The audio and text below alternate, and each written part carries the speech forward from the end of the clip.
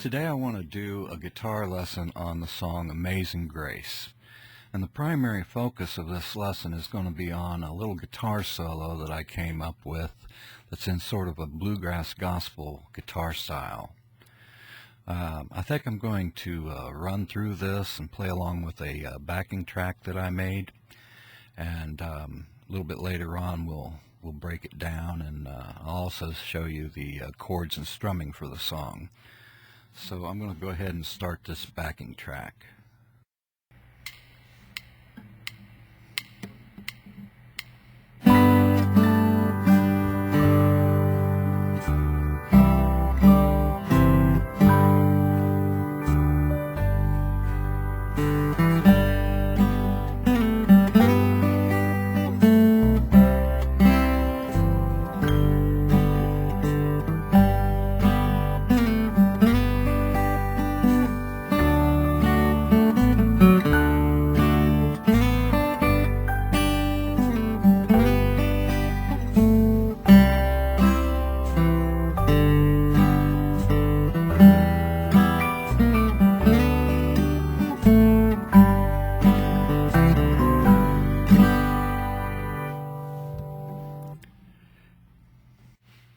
Okay, I've got the guitar tab open up in front of me, which I made using Guitar Pro 6 tablature software.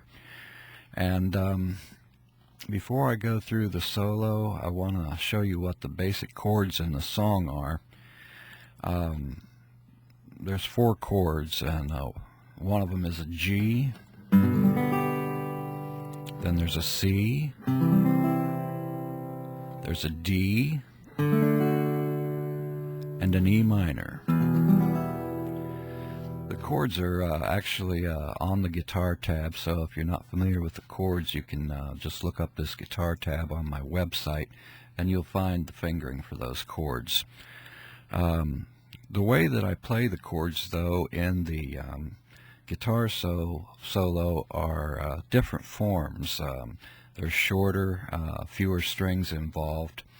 So, for example, starting with the first few notes in the song, I place my fingers with the index finger on the 3rd string, 2nd fret, my middle finger on the 2nd string, 3rd fret, and my 3rd finger on the 3rd string, 4th fret.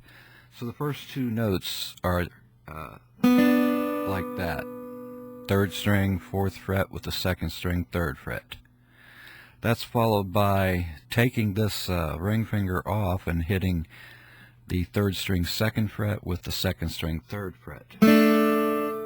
And that is followed by removing the index finger and playing the 3rd string open with the 2nd string, 3rd fret. And then the next 2 notes are the 4th string open and the 3rd string open. So that's one phrase in the song. Let me run through that.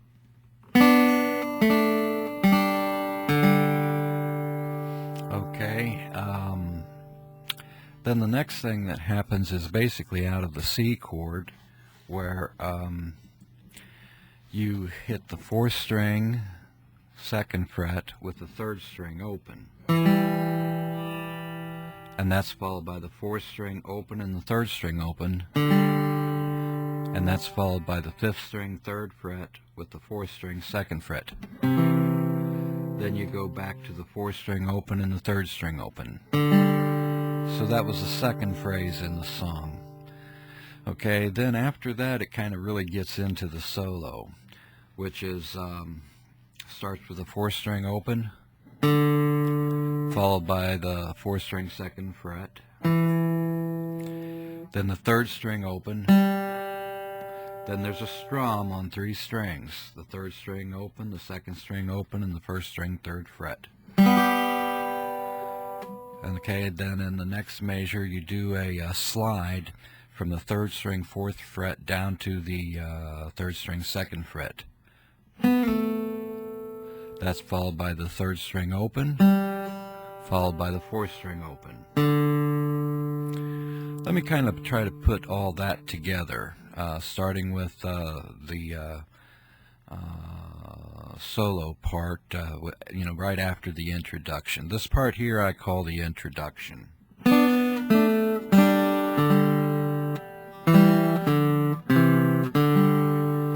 Okay, so anyway, the solo goes like this. And that's as far as we've gotten. Then the next thing that you have is another slide that involves going from the 3rd string 2nd fret back up to the 3rd string 4th fret. And that's followed by the 2nd string 3rd fret, followed by the 1st string 3rd fret, back to the 2nd string 2nd fret, back to, I think it's the 3rd string 2nd fret,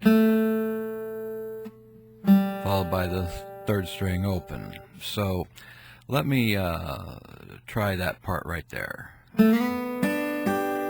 Okay, here's what happens. You do the slide, then the 2nd string 3rd fret and the 1st string 3rd fret.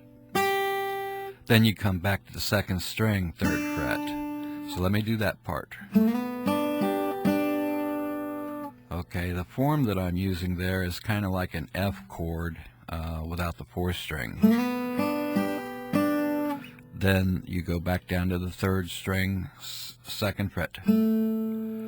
And that takes you into the next little C part, which you hit the 3rd string open, strum 3 strings, and then go to the 4th string 2nd fret, and then the 4th string open, which is followed by another strum.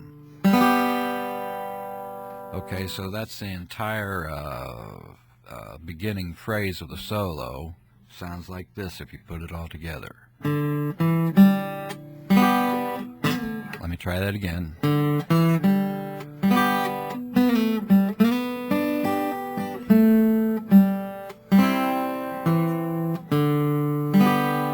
Okay, then going into the next part, it's similar.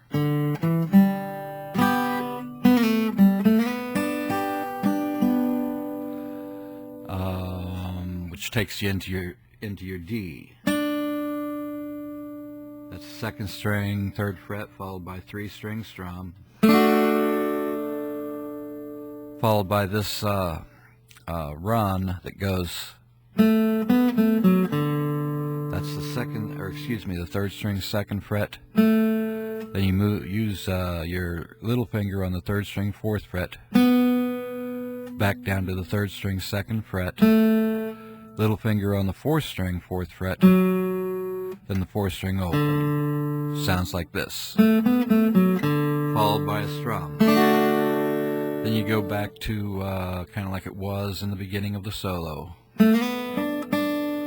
It's a little different. Do the slide, 2nd string 3rd fret, then you hit that again, then a 2-note strum, then a backward slide, followed by the 3rd string open, followed by the 4th string open. So let me run through that part again.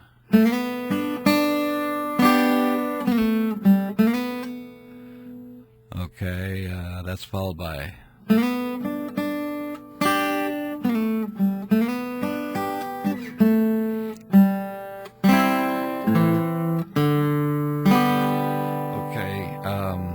right close to the end of the solo now,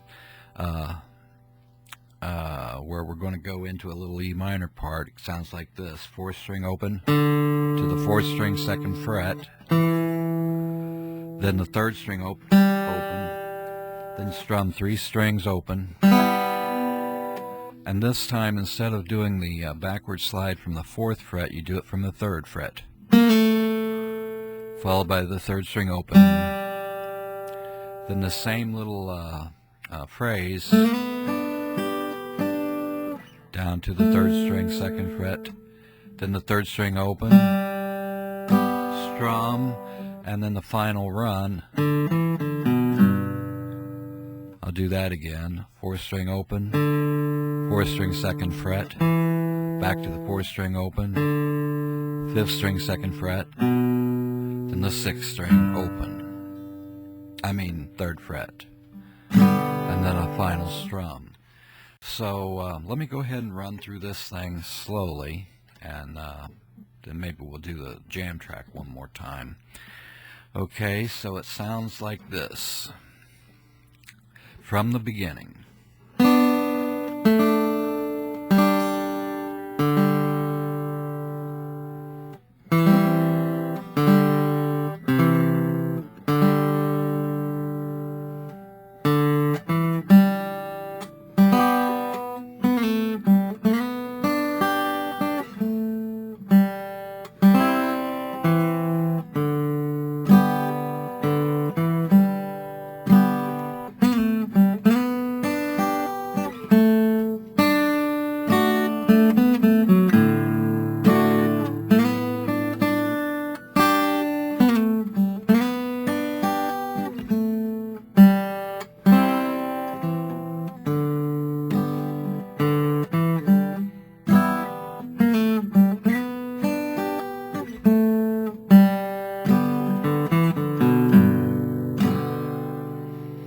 Okay, we'll hold off on the jam track. I want to kind of play through what it would sound like to simply strum the song like if you were singing the song.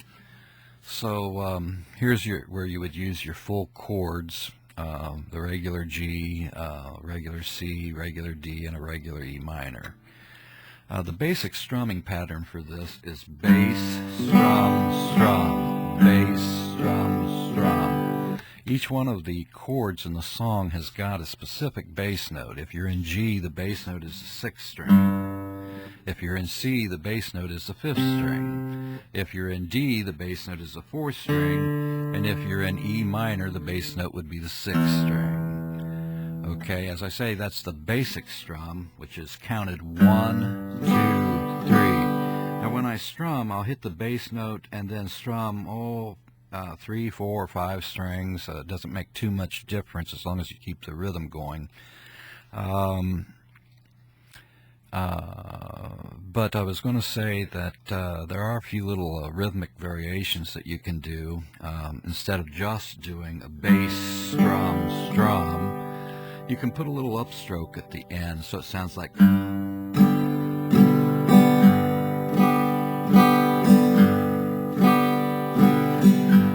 That sounds a little bit better than just bass, strum, strum.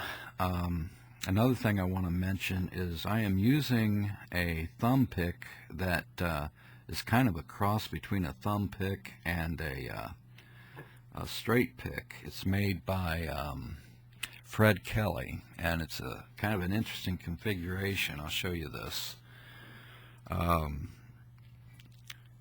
You see on the front it more or less looks like a thumb pick. I don't know if you can see that, but on the back it is actually a thumb pick with a straight pick with a hole cut in the thumb pick where the straight pick is almost like riveted in. So anyway, it's a cross between a thumb pick and a straight pick.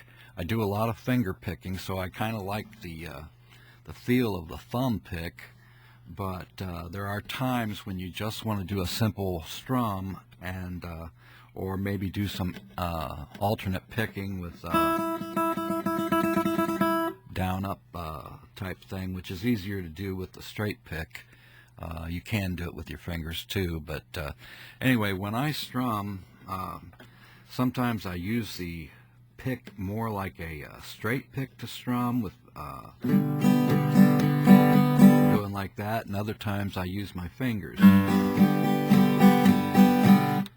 So anyway, it's something that I've learned over the years that makes for an interesting style. It's very useful in folk music, and a lot of country guitar players use a thumb with their fingers.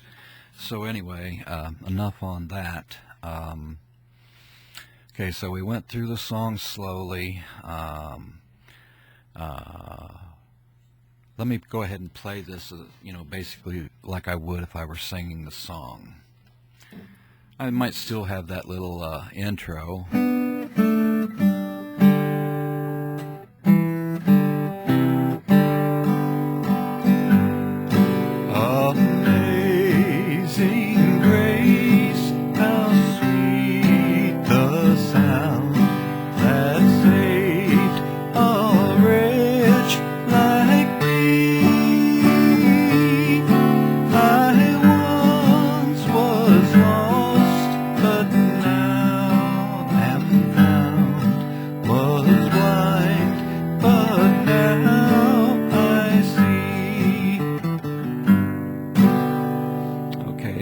all you have to do is basically a bass strum with the chords, throwing in a few little upstrokes here and there.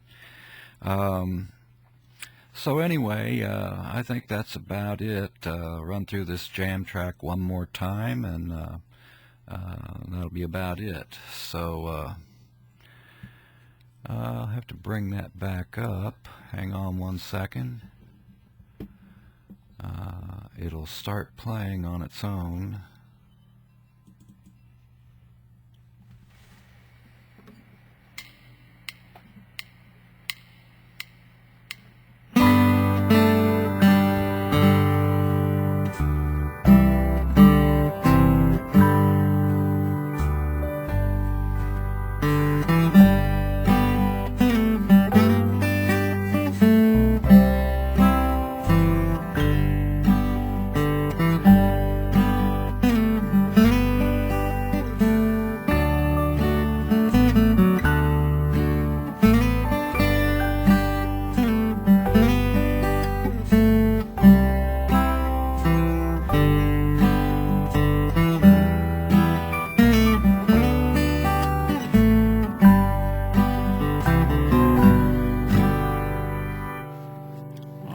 Well, that's pretty much it for today. I want to thank you for listening and watching my video.